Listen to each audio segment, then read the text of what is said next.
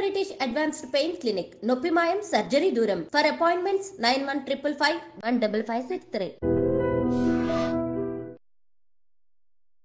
ఓ మహిళ తల్లి కావడానికి పెద్ద పోరాటమే చేస్తోంది.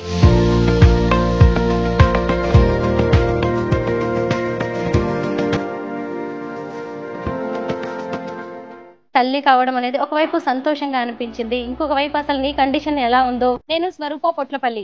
Welcome to iDream. అమ్మ కావడం అనేది ఏ అమ్మాయికైనా దేవుడిచ్చే వరం. తల్లి కావాలని ప్రతి మహిళ ఎన్నో కలలు కంటూ ఉంటుంది. పుట్టుకతోనే పోలియో సోకి చక్రాల కుర్చీకే పరిమితమై తన పని ఏది చేసుకోవాలన్నా ఇతరుల మీద ఆధారపడే ఓ మహిళ తల్లి కావడానికి పెద్ద పోరాటమే చేస్తోంది. మరికొద్ది నెలల్లో పండంటి బిడ్డను ఎత్తుకోబోతున్న ఆ ధీర వనిత మరెవరో కాదు, కొప్పుల వసుంధర చౌదరి. అసలు ఆమె ఎందుకు ప్రెగ్నెంట్ కావాలి అనుకున్నారు? దివ్యాంగులు ఎదుర్కొనే సమస్యలేంటి? డాక్టర్లు ఏమంటున్నారు?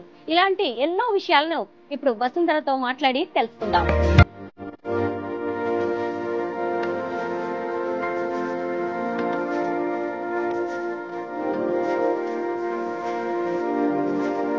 మరికొద్ది రోజుల్లో పండంటి బిడ్డను ఎత్తుకోబోతున్న వసుంధర ప్రస్తుతం జేజే హాస్పిటల్లో డాక్టర్ల పర్యవేక్షణలో ఉన్నారు. ఇంతకీ అసలు తాను తల్లిని కావాలనే ఆశకు ప్రాణం పోసింది మరెవరో కాదు, సీనియర్ డాక్టర్ జయంతి రెడ్డి గారు. ఇంతకీ జయంతి రెడ్డి గారు మరెవరో కాదు, మహానటి ఎవడే సుబ్రహ్మణ్యం, కల్కి వంటి బంపర్ హిట్ సినిమాలు తీసిన నాగ అశ్విన్ గారి తల్లి గారే ఈ జయంతి రెడ్డి గారు. పదండి, వసుంధరకి సంబంధించిన అనేక విషయాలు ఇంకా తెలుసుకుందాం. నమస్తే నరేందర్ గారు, వసుంధర గారి హస్బెండ్. హాయ్ వసుంధర. కంగ్రాచులేషన్స్. బాగున్నాను. హెల్త్ ఎలా ఉందమ్మా? యా ఫైన్ అక్క, బాగుంది. ఏం సంగతులు? అసలు నువ్వు ప్రెగ్నెంట్ అనగానే చాలా సంతోషంగా అనిపించింది. ఎప్పుడు పోరాటాలు చేయడం అనేది నీకు పుట్టినప్పటి నుంచి అలవాటే, చూస్తూనే ఉన్నాం మేము. అసలు తల్లి కావడం అనేది ఒకవైపు సంతోషంగా అనిపించింది, ఇంకొక వైపు అసలు నీ కండిషన్ ఎలా ఉందో ముందుగా నిన్ను కలవాలి అనిపించింది. వసుంధర, నీ బాల్యం నుంచి మనం మాట్లాడుకుందాం. చిన్నప్పటి నుంచి ఏం జరిగిందో నువ్వు మాకు బ్రీఫ్గా చెప్తే తెలుసుకోవాలనుకుంటున్నాం. నాకు చిన్నప్పుడు పోలియో వ్యాక్సిన్ ప్రాపర్గా వేయించకపోవడం వల్ల, అంటే ప్రైవేట్ హాస్పిటల్లో వేసినప్పటికీ అది ఓపెన్ చేసిన 24 అవర్స్లో యూజ్ చేయాలి. అలా యూజ్ చేయకపోతే పోలియో 12 ఇయర్స్ లోపల ఎప్పుడైనా అటాక్ అయ్యే ప్రమాదం ఉంటుంది. నా కేసులో అలా జరుగుంటుందని డాక్టర్లు చెప్పారు. అప్పుడు 80sలో పోలియో స్టార్ట్ అయింది. అప్పుడే 37, ఇప్పుడు 37 ఇయర్స్ బ్యాక్ నాకు అటాక్ అయినప్పుడు పోలియోని గుర్తించడానికి కూడా 3 months పట్టింది.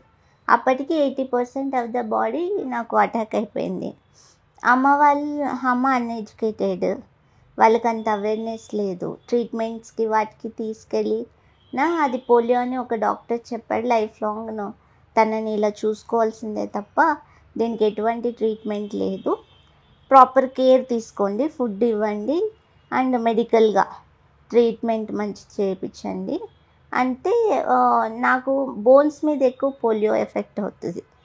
అప్పుడు నాకు చిన్నప్పుడు అంటే 2 years ఆ బేబీ, ఈవెన్ నడక కూడా రాని టైంలో ఈ పోలియో వచ్చింది. సో తర్వాత ఏమైంది అంటే అది స్కోలియోసిస్గా ఫామ్ అయింది నా బ్యాక్ బోన్ అనేది. సో నా బ్యాక్ బోన్ స్కోలియోసిస్గా ఫామ్ అయినప్పుడు దాన్ని ఇలా ఫామ్ అవుతుంది, దీనివల్ల ప్రాబ్లం అవుతుంది అనేది కూడా తెలీదు కదా ఇంట్లో వాళ్ళకి. పాప కూర్చుంటుంది, నవ్వుతుంది, నడుస్తుంది, ఇట్లా మా పిన్ని మాయ వీళ్ళంతా ఎత్తుకోవడం నన్ను, ఇవన్నీ చేయడం వల్ల నాకు బ్యాక్ బోన్ బాగా వంకర అయిపోయింది అనమాట. అది స్కోలియోసిస్. దానివల్ల నాకు ఇంటర్నల్ పార్ట్స్ కూడా దెబ్బతిన్నాయి. లైక్ నా లంగ్స్ ఏవైతే ఉన్నాయో నాకు ఒకటి ఫుల్ ఉంటుంది, ఒక ఆఫ్ ఉంటుంది. ఒక కిడ్నీ చిన్నగా ఉంటుంది, ఒక కిడ్నీ పెద్దగా ఉంటుంది. పైగా నా పొట్ట కూడా క్రాస్ ఉంటుంది. నా కంప్లీట్గా 158 degreesలో ఒక యాంకర్ షేప్లో ఉంది నా బ్యాక్ బోన్. ఇది ఎప్పటికప్పుడు అట్లా పెరుగుతూ ఉంటుంది కానీ తగ్గదు. సో దీని మీద అవేర్నెస్ లేక ఎప్పటికీ నాకు మొన్న 35 ఇయర్స్ అప్పుడు కూడా నాకు అది నేనేంటంటే బ్యాక్ బోను, పోలియో ఉండే వాళ్ళకి గూన్ ఉంటుంది, అది కామన్ కానీ అది స్కొలియోసిస్ అంటారని దానికంటూ ఒక ట్రీట్మెంట్ ఉంటుంది, ఆపరేషన్ ఉంటుంది, చేయించుకోవాలి, ఎక్కడ అవేర్నెస్ లేదు. లాస్ట్ టైం నేను ఒక ఇంటర్నేషనల్ లీడర్షిప్ ట్రైనింగ్ ప్రోగ్రామ్కి వెళ్ళినప్పుడు అక్కడ ఒక 7 months నేను ఎక్కువ కూర్చోవాల్సి వచ్చింది. ఇక్కడ హైదరాబాద్కి రాగానే ఏమైనా ఫిజియోథెరపీ అట్లా సజెస్ట్ చేస్తారేమో, బాగా లెగ్ పెయిన్ వస్తుంది అని స్కోలియోసిస్ డాక్టర్ని అప్రోచ్ అయ్యాను. అప్పుడు నా స్కెల్టన్ మొత్తం ఎక్స్రే తీస్తే నేను ఫస్ట్ ఆఫ్ ఆల్ ఈ బట్టలు ఈ చర్మం లేకోకుండా లోపల నా స్కెల్టన్ని చూసుకున్నప్పుడు ఐఎమ్ లిటరలీ క్రయింగ్ అనమాట. అంటే నేను ఇంత ఇలా ఉన్నానా. సో ఈ బాడీని పట్టుకొని ఇన్నాళ్ళు ఎలా బతికాను వాళ్ళు కూడా. సో ఆపరేషన్ చేయించుకుంటే కొద్దిగా హైట్ పెరుగుతుంది, మొత్తం స్క్రూస్తో బ్యాక్ బోన్ మొత్తం ఫిట్ చేసేస్తారు. ఆఫ్టర్ దట్ మీరు ప్రెగ్నెన్సీ ప్లాన్ చేసుకున్నా బాగుంటుంది అన్నట్టు వాళ్ళు సజెస్ట్ చేశారు. మేజర్ ఆపరేషన్ దాదాపు 15 లక్షలు ఖర్చు అవుతుంది. ఈవెన్ డబ్బు ఒకటి ప్లస్ మెంటల్గా మనం దాన్ని తీసుకోవాలి కదా. ఆపరేషన్ అయిన తర్వాత ఎట్లుంటుంది కండిషన్, ఇది ఒక సైడ్ అక్క. మెయిన్ అంటే హెల్త్ అవేర్నెస్ అనేది ల్యాక్ ఆఫ్ నాలెడ్జ్ అనమాట కమ్యూనిటీలో. ఈ కార్యక్రమంలో నన్ను నేను సర్ది చెప్పుకొని ఓకే ఏం కాదు అని చెప్పేసి నేను సరే ఎలాగైతే అలా అవుతుంది, ఒక పాప బాబా పుట్టాక తర్వాత చేపించుకున్నాము. ఒకవేళ ఆపరేషన్ చేసిన తర్వాత నేను సెక్స్కి పనికిరలేదు, ఏదైనా ప్రాబ్లం అయిందంటే పిల్లలు ఇంకా పుట్టరు. సో ఎందుకు అని ప్రెగ్నెన్సీ తర్వాత ప్లాన్ చేసుకుందాం అనుకున్నాం. అలా నా జర్నీ స్టార్ట్ అయింది ప్రెగ్నెన్సీకి. అంతకుముందు కూడా ప్లాన్ చేస్తున్నాం కానీ ఎవరిని అడిగినా వాళ్ళ స్పెషలిస్ట్ అంటే గైనిక్ దాని గురించే. ఒక డిజేబుల్ని ఈ గైనిక్ దాంట్లో ఎట్లా డీల్ చేయాలనే దగ్గర ఎక్కడ కేస్ స్టడీస్ లేవు, బుక్స్ లేవు. మనం ఎంతో ఏ గురించి మాట్లాడుతున్నాం కానీ ఇక్కడ చూస్తే ఎవరికి అవేర్నెస్ లేదు. సరే ఏదైతే అది అవుతుంది అనుకున్నా. సో అలా జర్నీ చేస్తున్న క్రమంలో అన్ఎక్స్పెక్టెడ్గా మేలో కన్సీవ్ అయ్యాను, ఈ ఇయర్ మేలో. అలా ఇంకా జర్నీ స్టార్ట్ అయింది. సో నా పోలియో వల్ల నేను ఫస్ట్ ఆఫ్ ఆల్ ఈ జర్నీ వరకు కూడా రావడానికి కూడా ఎంతో వివక్ష ఎదుర్కొని నేను అంటే ఒక చదువు విషయంలో కష్టాలు కానీ, ఉద్యోగం సంపాదించుకోవడంలో కష్టాలు కానీ, సంపాదించుకున్న ఉద్యోగంలో నన్ను నేను నిరూపించుకోవడానికి అన్నీ ఒక ఉమెన్ ఎంటర్ప్రెన్యూర్గా, మీడియా పర్సనాలిటీగా, జర్నలిస్ట్గా, ఒక డిజేబుల్గా, మళ్ళీ డిజేబుల్ యాక్టివిస్ట్గా అన్ని కోణాల్లో కూడా ఎక్కడికక్కడ వివక్ష ఉంది టోటల్గా. మెయిన్ దానికి కారణం ఏంటంటే నాన్ డిజేబుల్ కమ్యూనిటీకి అవేర్నెస్ లేదు. నేను ఒక్క ప్రశ్న అడగాలనుకుంటున్నాను. నువ్వు పుట్టినప్పటి నుంచి కూడా ఇప్పటి వరకు నిన్ను చాలామంది నీకు అవసరమా అని అడిగి ఉంటారు. చదువుకుంటున్నప్పుడు కావచ్చు, లేదంటే ఉద్యోగం కోసం ప్రయత్నిస్తున్నప్పుడు కావచ్చు, నీ పెళ్లి విషయంలో కావచ్చు, ఆ తర్వాత ఇప్పుడు తల్లి కావాలనే నీ కోరికను కూడా నీకు అవసరమా, నువ్వే వేరే వాళ్ళ మీద డిపెండ్ అవుతావు అని. అసలు ముందు నీ పెళ్లి గురించి నాకు తెలుసుకోవాలని ఉంది. మీ హస్బెండ్ ఎవరు, ఆయన నీకు ఎలా సపోర్ట్ చేశారు? ఫస్ట్ క్వశ్చన్ ఏదైనా కానీ అవసరమా అనేది స్టార్ట్ అవుతుంది. ఫస్ట్ ఎడ్యుకేషన్లో నేను గవర్నమెంట్ జాబ్ అనేది ఫిక్స్ అవుతుంది. కమ్యూనిటీ అంటే డిజేబుల్ వాళ్ళకి ఈజీగా గవర్నమెంట్ జాబ్ వస్తుంది అనేది ఒక మిత్.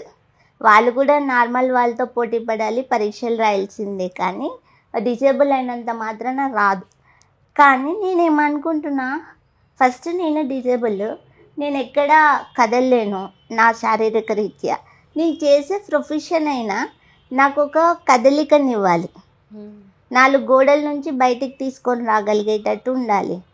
అని నేను జర్నలిజం చేద్దాం అనుకున్నప్పుడు సేమ్ ఇలానే నార్మల్ వాళ్ళే ఏం చేసుకోలేకపోతున్నారు, ఎంతో కష్టపడుతున్నారు, నువ్వు వెళ్ళి ఏం చేస్తావు, ఏదైనా నువ్వు వెళ్ళి ఏం పిక్తావు అన్నట్టే చుట్టుపక్కల వాళ్ళు.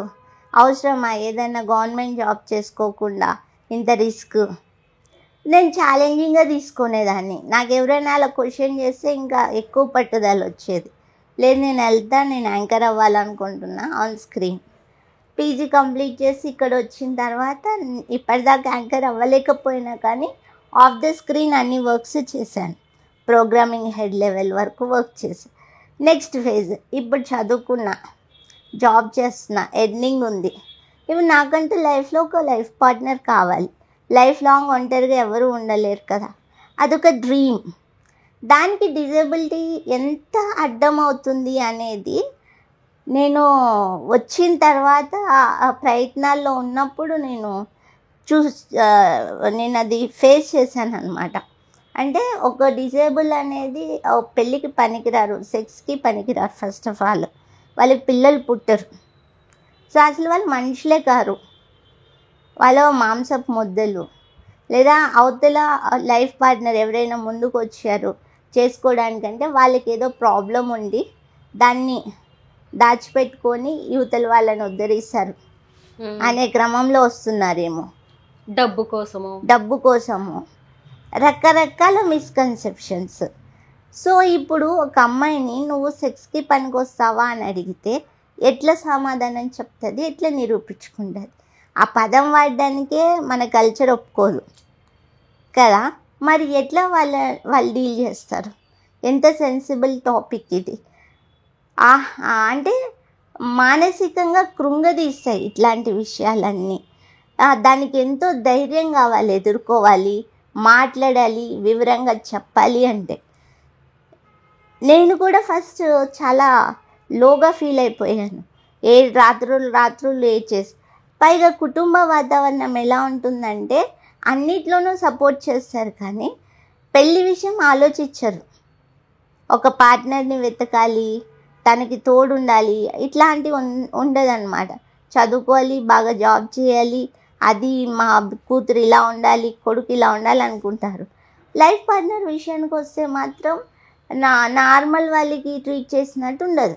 ఇంట్లో అక్క చెల్లెళ్ళు ఉంటారు, తమ్ముళ్ళు ఉంటారు, వాళ్ళందరూ పెళ్ళిళ్ళు చేసుకొని హ్యాపీగా ఉంటారు.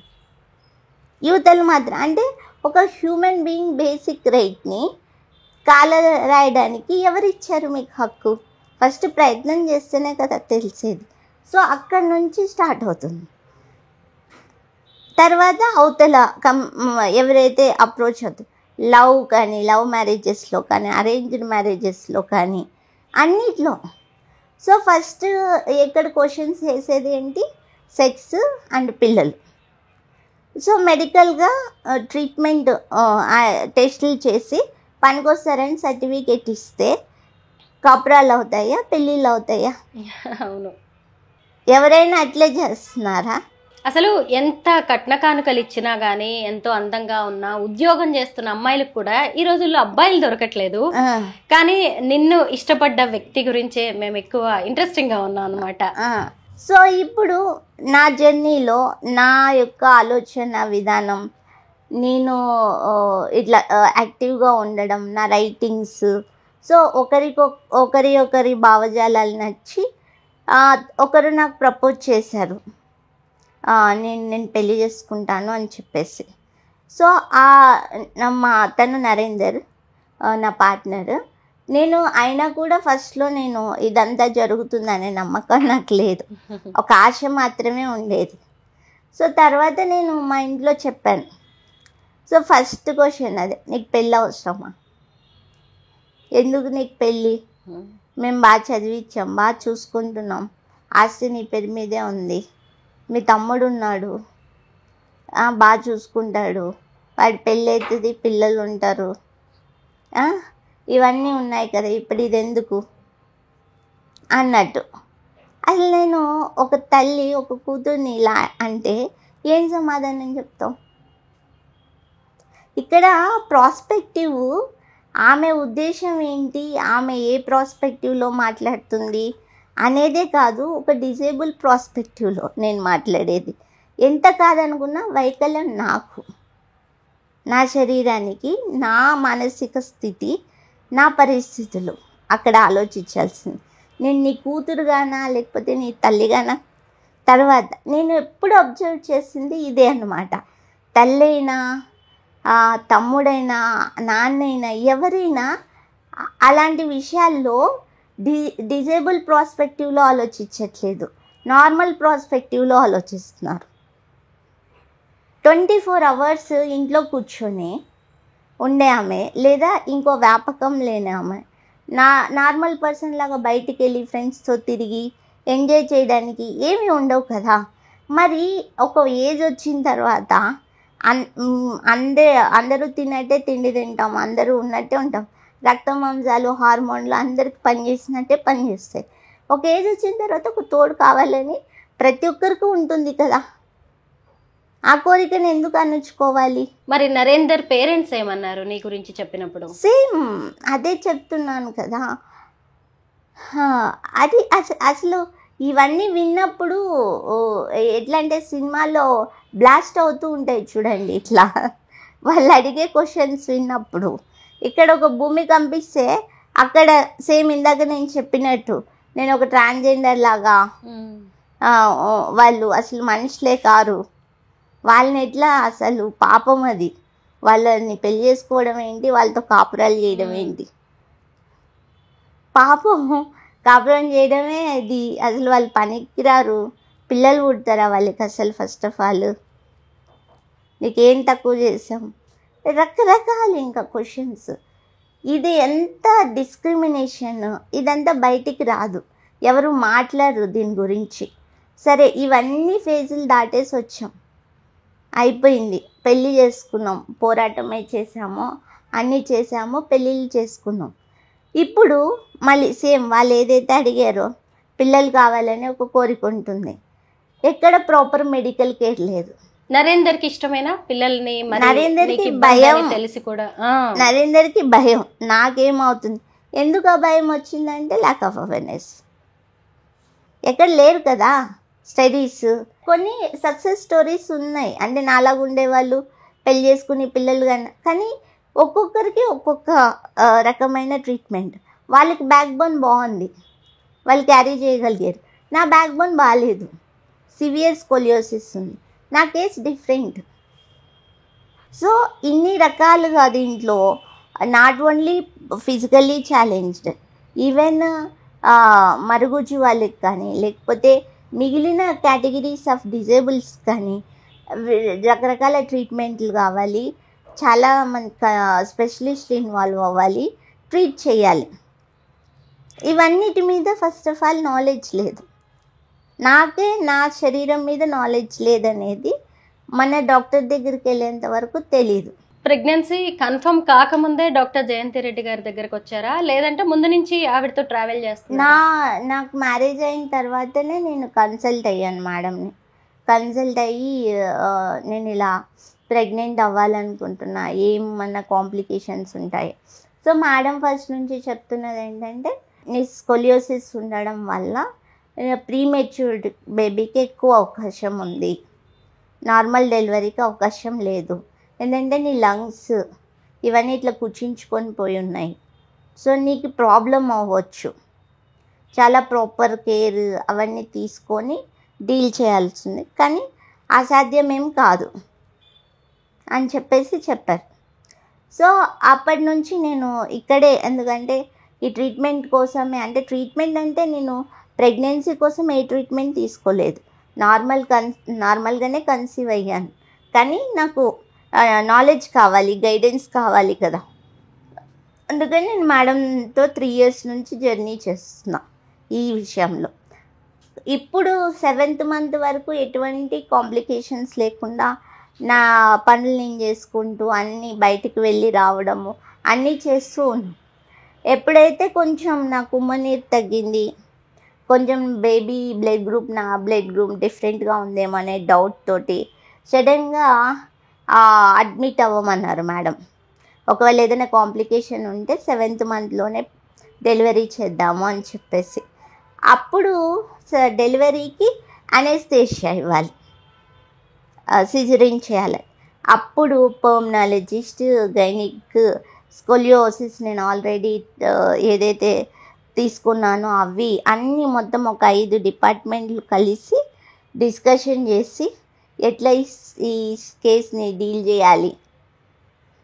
సో నార్మల్ వాళ్ళకి అనెస్థేషియా ఇస్తే 0.5 రిస్క్ ఉంటే నాకు 40 to 50% రిస్క్ ఉంది. నాకు 2 డెలివరీస్ అయ్యాయి వసుంధర, నాకు కూడా 2 సిజేరియన్స్. నాకు తెలుసు అనస్థీషియా వెనక ఇస్తారు, వెన్నెముకకి ఇస్తారు. నీకు కూడా కాస్త ఇప్పుడు ఇబ్బంది ఉంది, మరి డాక్టర్స్ ఏమంటున్నారు? ఎందుకంటే వెన్నెముకకి స్పైన్ కే ఇవ్వాలి అనస్థీషియా అనేది. అలా అయితేనే డెలివరీ సర్జరీ చేయడం అనేది పాసిబుల్ కాదు. మరి ఎలా డాక్టర్స్ ఎలా డీల్ చేస్తారు? ఓపెన్ అనస్థీషియా మొత్తం రిస్క్ కదా, రిస్క్ మరి 40 to 50% రిస్క్ ఉంది. సో మ్యాక్సిమం బేబీ పొట్టలో పెరిగి బయటకు వస్తే తనకి ప్రాబ్లం ఏమి ఉండదు అని అలా నెట్టుకొస్తున్నారు. ఫస్ట్ 7th మంత్ అన్నారు, తర్వాత 7th మంత్ దాటేసాను. సో ఇప్పుడు 7th మంత్ వరకు వచ్చాను. మేడంకి నాకు ఒకటే, నా నమ్మకం నాది, మేడం ఎక్స్పీరియన్స్ మేడంది. నేను నార్మల్ డెలివరీకి వెళ్తానని చెప్పేసి గట్టి నమ్మకంతో ఉన్నా. నా విల్ పవర్ కూడా అట్లే నెట్టుకొస్తున్నా. అయితే ఎలాగో సిజరీన్ చేస్తున్నాం అనేది ఫిక్స్ అయిన తర్వాత ముందు చేస్తే బేబీ ఇంక్యుబేటర్లో పెరిగి బేబీకి ఎందుకు ఇబ్బంది, పొట్టలోనే పెరిగితే బేబీ హెల్దీగా బయటకు వస్తుందని ఇంకా అలా వారం వారం నెట్టుకొస్తున్నాం. అక్టోబర్ 11 జాయిన్ అయ్యాను నేను అబ్జర్వేషన్ కోసం. ఇక ఇప్పుడు 32 దాటింది, 33లో ఉంది. 34 దాటితే ఇంకా డెసిషన్ తీసుకుంటారు ఎప్పుడు చేయాలి ఏంటి. మామూలుగా 9th మంత్ దాటి ఒక 10 డేస్లో అట్లా నార్మల్ డెలివరీకి వెళ్ళిపోతారు. అవును, బై గాడ్ గ్రేస్ చూడాలి. అది కూడా నేను ఇంకా ఫుల్ ఫ్లెడ్జ్డ్గా సిజరీన్ దానికి అనేది లేదు, కానీ వాళ్ళైతే చెప్పేశారు సిజరీన్ అని. వెళ్తేనేమో 40-50% రిస్క్ ఉంది. నేను ఆ టైంలో ఊపిరి కనుక తీసుకోకపోతే నాకు ప్రాబ్లం అవుతుంది, వెంటిలేటర్ మీద ఉండాల్సి వస్తుంది 10-12 డేస్. బేబీకి అయితే ఏం ప్రాబ్లం లేదు. ఇంత రిస్క్ నేను బేర్ చేసి నేను మదర్ని అవ్వాలి అనుకునే దాంట్లో నా క్వశ్చన్స్ ఏంటంటే, నన్ను ఇక్కడికి దాకా ఎవరు తీసుకొచ్చారు? 37 years. ఒక నార్మల్ అమ్మాయికి 25 లోపల మ్యారేజ్ అయిపోతే ఆ టైంలో కన్సీవ్ అయ్యి బేబీ వస్తుంది. నేను పెళ్లి చేసుకోవడానికి పోరాటం చేశాను ఒక 7 ఏళ్ళు. ఆ తర్వాత పెళ్ళైన తర్వాత కూడా మళ్ళీ సెక్యూరిటీస్ అన్నీ చూసుకోవాలి. అటు సపోర్ట్ లేదు, ఇటు సపోర్ట్ లేదు. ఒక 10 ఏళ్ళ నా కాలాన్ని కిల్ చేసింది ఎవరు? ఎవరిని బ్లేమ్ చేయాలి నేను? మా ఫ్యామిలీ మెంబర్స్నా? ఫ్యామిలీ కూడా సొసైటీలో ఒక పార్ట్ కాబట్టి సొసైటీనా? నేను 37లో అవ్వాల్సిన అవసరం ఏమొచ్చింది? ముందే అయ్యేదాన్ని కదా. సో ఇంత రిస్క్. ఇప్పుడు నిజంగానే నేను ఇఫ్ ఇన్ కేస్ నాకు చనిపోతే ఎవరు దీనికి ఆన్సర్ చేస్తారు? ఇది డిజేబుల్ ప్రాస్పెక్టివ్లో ఒక తల్లి కానీ లేకపోతే అవతల కుటుంబ సభ్యులు కానీ మానవత్వం మాట్లాడతారు, ఎడ్యుకేటెడ్ పీపుల్ సమస్యల గురించి చేస్తారు. అంటే మేము మనుషులు కదా,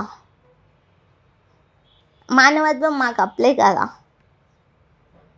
నీకు నాలెడ్జ్ లేకపోతే ఫస్ట్ నువ్వు నాలెడ్జ్ గెయిన్ చేసుకో, తర్వాత మాట్లాడు. నాలెడ్జ్ లేకుండా మిస్కన్సెప్షన్స్ తోటి, మిస్అండర్స్టాండింగ్స్ తోటి ఉండి కొన్ని కోట్ల మంది జీవితాలని ప్రశ్నలా మిగిల్చే హక్కు మీకు ఎవరిచ్చారు అనేది నా క్వశ్చన్. నువ్వు ఇప్పుడు ఒక మాట అన్నావు వసుంధర, నాకు ఏదైనా అయ్యి నేను లేకపోతే అనే మాట అన్నావు కదా. మరి అప్పుడు నీ బిడ్డ పరిస్థితి ఏంటి అని నువ్వు ప్రెగ్నెంట్ అయిన తర్వాత ఆలోచించుకుని ఉంటావు కదా, ఏమనుకుంటున్నావు నువ్వు దాని గురించి? ఇప్పుడు దాని గురించి నేను ఏమంటున్నానంటే, first of all if in case ఏదైనా అయితే కనుక నా husband he will take care of baby. కానీ ఇదొక కేస్ స్టడీ అవుతుంది జనాలకి. I want to make a documentary on this. నా బాడీ ఏంటి, నా కండిషన్ ఏంటి, ఎట్లా నేను డెలివరీకి వెళ్ళాను, ప్రాసెస్ ఏంటి, వెళ్ళిన తర్వాత ఏం జరిగింది, కనీసం నా కమ్యూనిటీకి ఒక నాలెడ్జ్ ఉంటుంది. ఇప్పుడు నాలెడ్జే లేదు. వాళ్ళు మాట్లాడడానికి కూడా ఒక భయంతో కూడా, ఇలాంటి అమ్మాయి పెళ్ళి కావాలంట, ఈమెకి సెక్స్ కావాలంట, మాట్లాడదాం అనుకున్నా, వాళ్ళు గుచ్చి చంపేస్తారు వాళ్ళని మాట్లాడినా కూడా. ఏదో అదొక గోప్యమైన విషయం, సీక్రెట్గా. దానివల్ల వాళ్ళు వివక్ష కాదు, మోసాలకు గురవుతున్నారు, రకరకాల ప్రాబ్లమ్స్ గురవుతున్నారు. ఇదంతా మళ్ళీ స్టేషన్స్కి వెళ్ళి వాళ్ళు మోసం చేసే దాని మీద రేపులకు గురి కాబడుతున్నారు. అంటే ఒక నమ్మి వాళ్ళు ఏదైనా పార్ట్నర్షిప్ కోసం వెళ్ళినప్పుడు. సో ఇవన్నీ దాటొచ్చిన తర్వాత ఇక్కడ కనీసం హాస్పిటల్స్లో ఒక బెడ్ కూడా డిజేబుల్ రిలేటెడ్ ఒక బెడ్ దొరకదు, ఒక వీల్ చైర్ ప్రాపర్గా ఉండదు. ఎందుకు ఇంత ఈ అడ్వకేసీ పాలసీ ఇన్ని మాట్లాడతాం కదా, మన ఇండియా టెక్నాలజీలో ఎంతో ముందుకెళ్ళింది, మరి ఈ కమ్యూనిటీ గురించి ఎందుకు ఎవరు మాట్లాడట్లేదు? కానీ ఈ వీడియో చూస్తున్నా మీ అందరు కూడా అనుకుంటూ ఉండొచ్చు ఇదంతా అవసరమా అని చెప్పేసి. కానీ తను ఈ యజ్ఞం ఎందుకు చేస్తుంది అంటే, తనకి ఏమైనా సరే తను ఒక బిడ్డను కని తను ఒక కేస్ స్టడీ లాగా మిగలాలి అనుకుంటోంది. తన బిడ్డని చూసుకోవడానికి తన భర్త ఉన్నాడు, తన తల్లి ఉంది, తన కుటుంబం ఉంది అనే ఒక భరోసాతో ఉంది. ఎందుకంటే ఎంతో మంది దివ్యాంగులు తల్లి కావాలనే కలని వాళ్ళు నెరవేర్చుకోలేకపోతున్నారు. వాళ్ళని పెళ్లి చేసుకోవడానికి కూడా సొసైటీ ముందుకి రావట్లేదు. మగవాళ్ళు కూడా ఇప్పుడు వీళ్ళు ధైర్యంగా ఒక స్టెప్ వేయడం వల్ల వాళ్ళు తండ్రి అవుతారు, ఇంకొంతమందికి మంచి జీవితాన్ని ఇవ్వచ్చు అనేది తన ఆలోచన. నిజంగా చాలా బాగుంది వసుంధర, చాలా డేరింగ్ స్టెప్ ఇది. సో ఇందులో ఒక ఇద్దరు వ్యక్తులు పర్సనల్గా పెళ్ళైనా కానీ కాపురం అయినా కానీ ఏదైనా కానీ ఒక ఇద్దరి వ్యక్తులకు చాలా ప్రైవసీ రిలేటెడ్ విషయం, వ్యక్తిగత విషయం. వాళ్ళిద్దరు శారీరకంగా ఎట్లా మూవ్ అవుతారు, ఎట్లా డీల్ చేస్తారు, పిల్లల్ని ఎలాగంటారు అనేది వాళ్ళిద్దరి ఇష్టం. మానసికంగా వాళ్ళిద్దరికి ప్రేమ ఇష్టం అంతున్నప్పుడు దే విల్ డూ, వాళ్ళ అది చూసుకుంటారు. కానీ ఇక్కడ ఈ విషయంలో అందరూ ఇన్వాల్వ్ అయిపోయి తల్లిదండ్రులు బంధువులు డెసిషన్స్ అన్నీ తీసేసుకొని అంటే దీన్ని ఒక పెద్ద సమస్యగా క్రియేట్ చేస్తున్నారు. సో ఇవన్నీ సొసైటికల్ మిస్కన్సెప్షన్స్ ఉన్నాయి, కల్చరల్ మిస్కన్సెప్షన్స్ ఉన్నాయి, అండ్ ల్యాక్ ఆఫ్ అవేర్నెస్ ఉంది. గవర్నమెంట్ నుంచి అడ్వకేసీ పాలసీస్లో చాలా వరకు చేంజెస్ రావాలి. అందుకని నేను ఇక్కడ వచ్చిన తర్వాత I decided to run one campaign, curves of strength. కానీ నువ్వు ఎక్కడున్నా నీ బ్రెయిన్ ఖాళీగా ఉండదు. ఇలాగ ప్రెగ్నెంట్గా ఉండి ఇంకొక మూమెంట్ స్టార్ట్ చేసింది. దాని గురించి తెలుసుకుంటే నాకు ఇంకా సర్ప్రైజింగ్గా అనిపించింది. ఎందుకంటే పెయిన్ వచ్చినప్పుడే కదక్క తెలుస్తుంది. ఇప్పుడు నేను పెయిన్ అనుభవిస్తున్నాను యాక్చువల్లీ. ఎట్లా అంటే ఈ ఒక్కొక్క ఫేజ్ దాటే కొద్దీ ఇంకొక ఛాలెంజ్ వస్తుంది లైఫ్లో. ఏది ఎంజాయ్ చేయలేకపోతున్నాం. మదర్హుడ్ని ఎంత ఎంజాయ్ చేయాలి, ఎన్నో టెన్షన్స్ తోటి ఏమవుతుందో రేపు నాకు, ఇట్లా కాదు కదా నేను ఎంజాయ్ చేయాల్సింది. నా బేబీ గురించి ఆలోచించాలి, బ్యూటిఫుల్ లైఫ్ ఉంటుంది అని. కానీ సిజరీన్ రిస్క్, ఎంత విల్ పవర్ ఉన్నప్పటికీ నాకు కూడా కొన్ని భయాలు ఉంటాయి కదా. అవును, విల్ పవర్తోనే నెట్టుకొస్తున్నాం.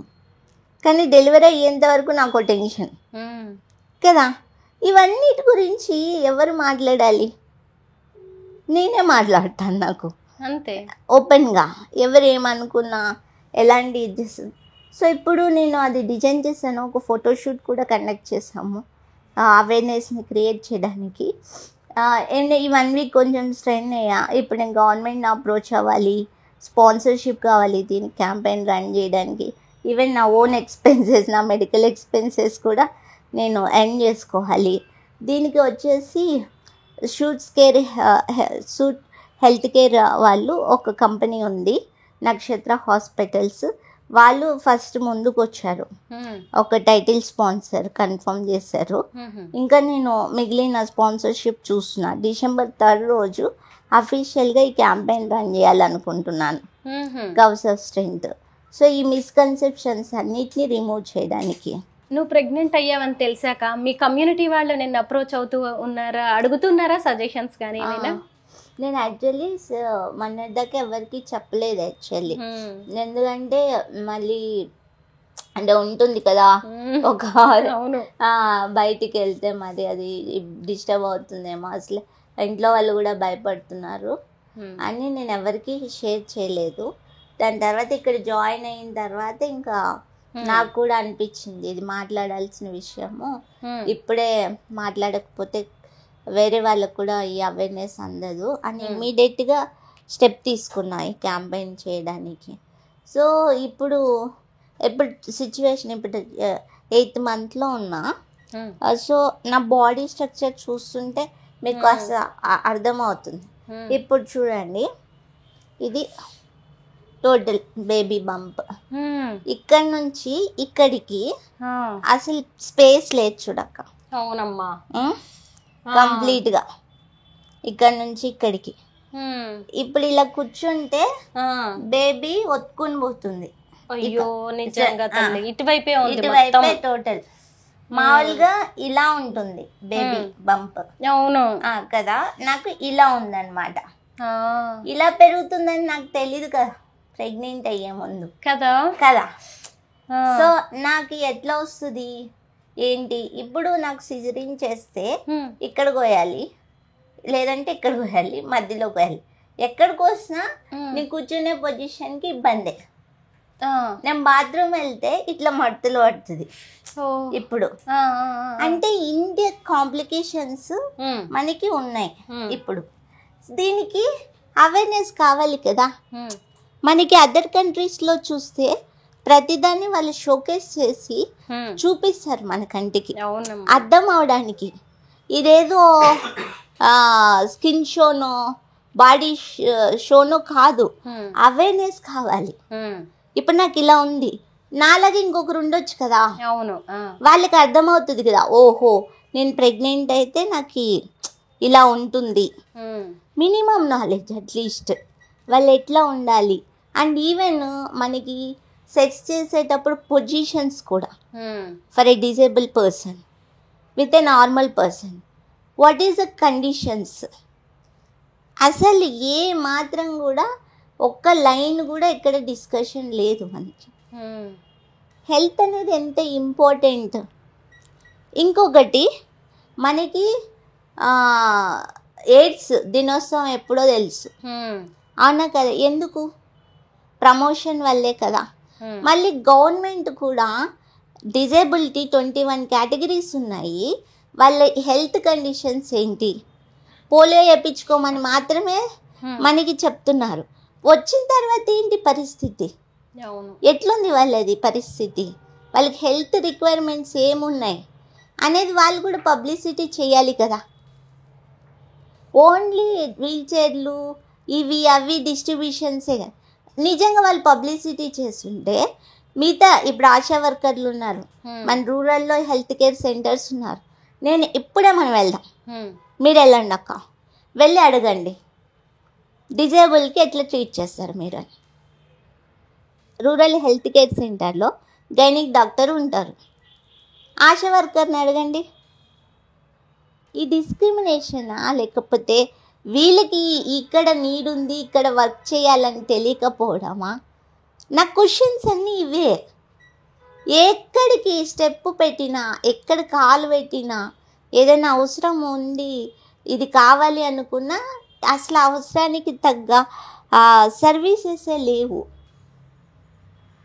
అదే ప్రాబ్లం నేను మాట్లాడేది. దాని మీద ఎవరైనా మాట్లాడాలి, చర్యలు తీసుకోవాలి. ఇవి మిగతావన్నీ పెన్షన్లు ఇవి కాదు, లైఫ్ ఇంకా చాలా నీడ్స్ ఉన్నాయి మాకు. 4,000 6,000 పెన్షన్లు కాదు మా జీవితం. ఇప్పుడు WHO వరల్డ్ హెల్త్ ఆర్గనైజేషన్ 16 కోట్ల మంది డిజేబుల్ ఉన్నారని చెప్తుంది. దీన్ని ఎవరు లెక్కలోకి తీసుకోవట్లేదు, ఇండియాలో 16 కోట్ల మంది ఉన్నారని.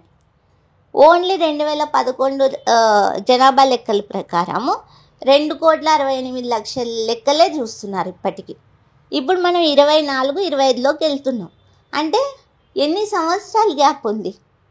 ఇంకా డిజేబుల్లే పుట్టలేదు, లేకపోతే యాక్సిడెంట్ల వల్ల అవ్వట్లేదు. మనకున్న హెల్త్ ప్రాబ్లమ్స్ తోటి ఎంతమంది డిజేబుల్ అవుతున్నారు? Spinal cord injuries, what about spinal cord injuries? ఇవన్నీ ఎవరు డిస్కస్ చేయట్లేదు. నేను ఎప్పుడు ఏది చేసినా కూడా ఇలా గ్రౌండ్ లెవెల్లో ఉన్న ఈ ప్రాబ్లమ్స్ అన్నిటి మీద మాట్లాడాలి, వీటి మీద చర్యలు తీసుకోవాలనేది నేను కోరుకునేది. వసుంధర, ఇప్పుడు నువ్వు ప్రభుత్వం నుంచి నీ డిమాండ్స్ ఏంటి, ఏం కోరుకుంటున్నావు? ఇప్పుడు నేను 2018 నుంచి తెలంగాణ గవర్నమెంట్ తోటి వర్క్ చేస్తున్నాక వాళ్ళు సపోర్ట్ చేస్తున్నారు అంతో ఎంతో స్పాన్సర్షిప్ లెవెల్. కానీ నాకు అడ్వకేసీ విషయంలో కానీ పబ్లిసిటీ అవేర్నెస్ని క్రియేట్ చేయడంలో అంత ఎఫెక్టివ్ మెజర్మెంట్స్ తీసుకోవట్లేదు. నేను ఒక్కదాన్నే ప్రతిసారి మాట్లాడడం వల్ల నేను ప్రభుత్వానికి వ్యతిరేకం అవుతాను. ప్రభుత్వానికి నువ్వు టార్గెట్ అయ్యేది ఏమీ లేదు వసుంధర, ఎందుకంటే నువ్వు మాట్లాడుతున్నది నిజం. ఎందుకంటే ప్రభుత్వానికి కూడా ఇవన్నీ తెలియాలని లేదు కదా, మీలాంటి వాళ్ళు చెప్తేనే ప్రభుత్వం వరకు వెళ్ళేది. ఇక్కడ నీడ్ ఉందని మనం మాట్లాడినప్పుడే తెలుస్తుంది కదక్క. అందుకే నేను మాట్లాడుతున్నాను అనమాట. వాళ్ళు చేయట్లేదు చూడట్లేదు అనేది కాదు ఇక్కడ నా ఇంటెన్షన్. ఇక్కడ నీడ్ ఉంది, దీని మీద కూడా ఫోకస్ చేయండి. We need to spend some funds on these issues. ఇప్పుడు ఎలా మనం చేద్దాము అనుకోండి. ఇప్పుడు నేను చూపించాను, ఐ షోకేస్ మై బెల్లి. అట్లా ఎవరు చూపిస్తున్నారు? అవును, దిష్టి తగులుతుంది అంటారు తెలుసా, ముందు చున్నీ సరిగ్గా అన్ని వేసుకొని కనిపించనివ్వరు. ఇప్పుడు నా బ్యాక్ బోన్ వచ్చేసి ఇట్లా కర్వ్ ఉంది. I will give you my photos ఎట్లుంది అనేది, నా బాడీ అనేది. ఇంత సివియారిటీ ఉన్నప్పుడు 158 degrees ఉన్నప్పుడు ఆ బెల్లీని మెయింటైన్ చేయడం కానీ, ఆ బేబీకి ఏం కాకోకుండా హెల్త్ పరంగా డైట్ కానీ, ట్రావెల్లో ఎట్లా బెల్టులు వేసుకోవచ్చా, అసలు బేసిక్ అక్క ఒక వేర్ క్లాతింగ్ కూడా లేదు, ఏది లేదు. మళ్ళీ టెస్ట్లకి వెళ్ళాల్సినప్పుడు స్కానింగ్ అప్పుడు నార్మల్ బెడ్సే ఉంటున్నాయి. 1/2 hour 40 minutes వస్తుంది. నా ఆర్ట్తో రిలేటెడ్ బెడ్స్ డిఫరెంట్. సో బెల్లిని పెట్టుకొని బ్యాక్ బోన్ పెయిన్ తోటి 45 minutes అలా స్కాన్లో ఉండడం. మళ్ళీ అసలు ఇదంతా చిన్న చిన్న అవేర్నెస్లు, లేకపోతే వ్యాయామాలు ఏం చేయాలి. ఇప్పుడు నన్ను మేడం వాక్ చేయమంటోంది, వీల్ చైర్లో కూర్చోవాలి, పొట్ట ముడతలు పడుతుంది, నాకు లెగ్ పెయిన్ వస్తుంది, అసలు అవ్వట్లేదు బేబీ పెరిగే కొద్దీ. ఒకసారి ఎట్లే లిటరల్లీ కళ్ళలో నీళ్ళు వచ్చేస్తాయి అన్నమాట. ఎలా అనిపిస్తుంది, అనవసరంగా అనేది. మళ్ళీ నా బేబీని నేను చూసుకోలేను వెంటనే. నేను అనెస్థేషియాలో ఉన్నప్పుడు బేబీ పుట్టిన వెంటనే చూసుకోలేను కదా. అవును, అని ఇంత సెన్సిబుల్ ఇష్యూస్ ఉన్నాయి. మాట్లాడడానికి ఎక్కడ ఒక స్టేజ్ లేదు, ప్లాట్ఫామ్ లేదు. అందుకే నేను వచ్చాను, నీ వాయిస్ వినిపించడానికి వచ్చాను. నీలాంటి వాళ్ళ సమస్యలు ఇంకొన్ని జనం దృష్టికి వెళ్ళడానికో, డాక్టర్లు ప్రభుత్వం దృష్టికి వెళ్ళడానికో. నాకు ఇక్కడ ఇంకొక డౌట్ వచ్చింది వసుంధర. ఈరోజు నీ ద్వారా అన్ని కొత్త ప్రశ్నలు, డాక్టర్స్కి కూడా నువ్వు ఒక ఛాలెంజ్ చేస్తున్నావు. డాక్టర్స్కి కూడా ఇలా ఉన్న ఒక పిహెచ్సిని ఎలా ట్రీట్ చేయాలి అనేది కూడా డాక్టర్స్ కి తెలియదు, కరికులంలోనే లేదట. ఇదే ఇక్కడికి వచ్చాక ఇక్కడ junior doctors and regular doctors ప్రతి ఒక్కరు ఈగర్లీ వెయిటింగ్, నా కేసు ఏమవుతుంది, ఎట్లా అవుతుంది. ఈవెన్ లేబర్ రూమ్ లో కూడా మేము ఉంటాం, చూస్తాం, మేడం నన్ను రిక్వెస్ట్ చేస్తున్నారట. వాళ్ళు చెప్తున్నారు మా కరికులంలో లేదు ఎట్లా ట్రీట్ చేయాలనేది. బై గాడ్స్ గ్రేస్ నీకు గనక డెలివరీ నార్మల్ అయితే అసలు సూపర్, నీకు ఇంకా అసలు ఏ ప్రాబ్లం లేదు. ఎందుకంటే తనకి ఇప్పుడు సిజేరియన్ చెయ్యాలి అంటే బాడీ మొత్తం అనస్థీషియా ఇవ్వాల్సిందే, చాలా రిస్క్ అది. అయినా సరే ఆ నవ్వుతో ఎలా దాన్ని రాబోయే ప్రమాదాన్ని కూడా తన నవ్వుతోనే ఓవర్కమ్ చేయడానికి ట్రై చేస్తుంది. సరే, ఒక అమ్మవి నీ బిడ్డ ప్రతి కదలిక, ప్రతి మూమెంట్, ప్రతి సెకండ్, ప్రతి నెల నీకు ఎంతో ఇంపార్టెంట్. ఏంటి ఏమంటున్నాడు మీ బుజ్జిగాడు? తెలుస్తున్నాయా మూమెంట్స్? చాలా, అసలు మొత్తం తిరుగుతూనే ఉంటాడు పొట్టలో, అసలు ఆగడు. స్కానింగ్ అప్పుడు కూడా దొరకట్లేదు అనమాట, వాళ్ళు చాలా టైం పడుతుంది. చాలా బాగుంది ఇది జర్నీ. ఆగడు ఏంటి? అబ్బాయి అని డిసైడ్ అయిపోయావా? ఇంతకి నీకు ఎవరు కావాలి, అమ్మాయా అబ్బాయా? ఎవరైనా ఓకే, కానీ కొంచెం నా 6 సెన్స్ సిమ్టమ్స్ అట్లా నాకు బాయ్ ఏమో అన్నట్టు అనిపిస్తుంది. కొడుకు కావాలంట. కొడుకు కావాలని కాదు, తెలుస్తుంది అది. అంటే నాకు ఏం చెప్పారంటే, అమ్మాయి అయితే నా అందం మొత్తం తీసేసుకునేది ఇప్పటిదాకా, అబ్బాయి కాబట్టి నేను ఇంకా ఇట్లా అందం నిజంగా అవునవును అని అందరూ చెప్తున్నారు అనమాట. తను ఏం చెప్తుందంటే, మన పెద్దవాళ్ళు చెప్తారు కదా, సహజంగా కడుపులో ఉన్నది ఆడపిల్ల అయితే తల్లి అందవిహీనంగా అయిపోతుంది, అంటే నల్లగా అయిపోతుంది. ఇక్కడ ఈ మెడ ఇవన్నీ కూడా నల్లగా అయిపోతాయి. నేను అలాగే అందంగా ఉన్నాను కాబట్టి నాకు కొడుకే అని చెప్తుంది. ఎవరు రోజు అమ్మతో మాట్లాడుతూ ఉంటావా? ఎందుకంటే ఈ జర్నీలో నేను మీ అమ్మగారి గురించి తెలుసుకోవాలి, మీ హస్బెండ్ గురించి తెలుసుకోవాలి. వాళ్ళు ఏమంటున్నారు? వాళ్ళు కూడా నీలాగే సంతోషంగా ఎదురు చూస్తున్నారా? మా హస్బెండ్ అంటే ముందు భయపడ్డారు, ఒక 2 years తను ఒప్పుకోలేదన్నమాట. ఎందుకు వచ్చిన రిస్క్, నీ ప్రాణాల మీదకి అవసరమా, అనుకుంటే లేకపోతే లేదు, మన అడాప్షన్కి వెళ్దాం, పిల్లలే కావాలంటే నువ్వే కనాలా, ఇలా చాలా చెప్పారనమాట. నేను ఒప్పుకోలేదు, ఎందుకంటే మెయిన్ బ్లేమింగే అది కదా, పిల్లలు పుట్టరు అని. నేను బేర్ చేసేది, నేను క్యారీ చేసేదాన్ని, నాకు నమ్మకం ఉంది 100%. నేను నా హెల్త్ కండిషన్ కూడా చిన్నప్పటి నుంచి ఇట్లా ఉన్నా కూడా నాకు ఎటువంటి కాంప్లికేషన్స్ లేవు. బీపీ లేదు, షుగర్ లేదు, థైరాయిడ్ లేదు. ఇట్లా ఏజ్ పెరిగే కొద్దీ ఏదైనా కాంప్లికేషన్స్ వస్తుంటాయి, ఏం లేవు నాకు. ఓన్లీ నా బాడీ వెయిట్ నా లెగ్ మీద పడడం వల్ల లెగ్ పెయిన్ ఉంటుంది తప్పితే మిగతా ఏ విషయాల్లో కూడా ఐఎమ్ 100% నార్మల్. ఓకే. అసలు నా బ్లడ్ నేను ప్రెగ్నెంట్ అయినప్పుడు 13.5 ఉంది.